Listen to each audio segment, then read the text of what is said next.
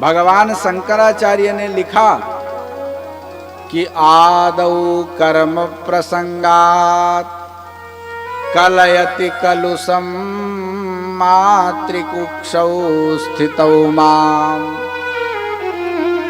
ये जीव सबसे पहले माता के गर्भ में आता है तो उस समय इसको बड़ा कष्ट होता है। हम लोग भी अपने कर्म के अनुसार जब किसी माता के गर्भ के अंदर आते हैं, 9 महीने रहते हैं, तो उस समय बड़ा कष्ट होता है। उस समय ये जीव पुकार लगा करके भगवान से कहता है कि भगवान, मुझसे बड़ा पाप हो गया,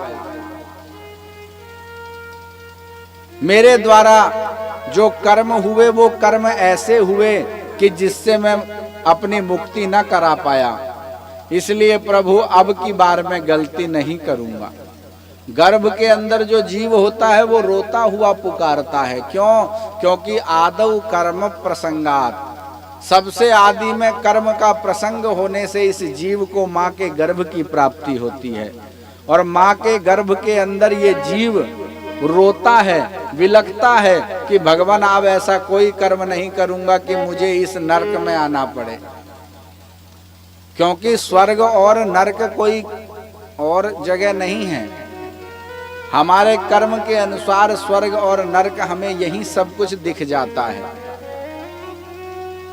आज जीव जब गर्भ के अंदर आता है तो यही मन में विचार करता है कि भगवान अब कृपा कर दो, अब की बार ऐसा कोई कर्म नहीं होगा कि दोबारा इस पृथ्वी पर आना पड़े, दोबारा इस गर्भ के अंदर आकर के इस वेदना को सहन करना पड़े।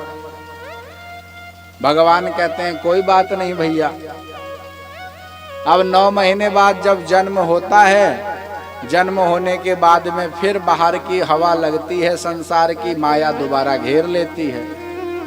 तो देखो वो जो माया ने घेर लिया है हमें दोबारा संसार में आकर के, उस माया से बचने के लिए ही एक शिव कथा सुनी जाती है, ताकि जो स्मरण गर्भ के अंदर बना हुआ था कि भगवान मैं अब कुछ अच्छा कर्म करूंगा, जिस कर्म के द्वारा मैं मुक्ति प्राप्त करूंगा, आज ये कथा हमें वही बात को बार बार याद दिलवाती है कि भैया अभी भी समय है, अच्छा कर्म कर लो।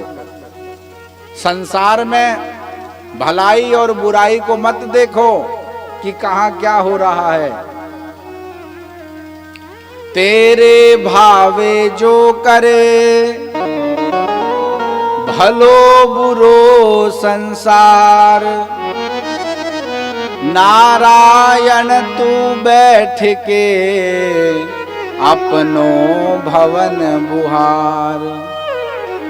संत कहते हैं कि हे संसारी मनुष्यों, अगर तुम भगवान का भक्त बनना चाहते हो, अपने जीवन में सुख चाहते हो, तो ज्यादा इधर उधर की टेंशन लेना छोड़ो कि कौन क्या कर रहा है, क्या अच्छा है क्या बुरा है। एकांत में बैठ करके अपना चिंतन करो।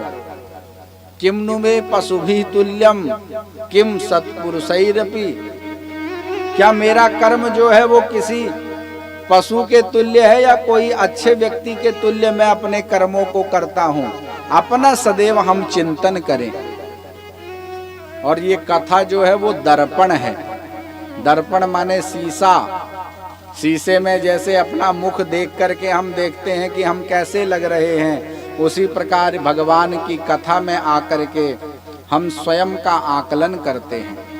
इसलिए कथा जीवन में बड़ी आवश्यक है। इस कथा के बिना हमारी गति नहीं है।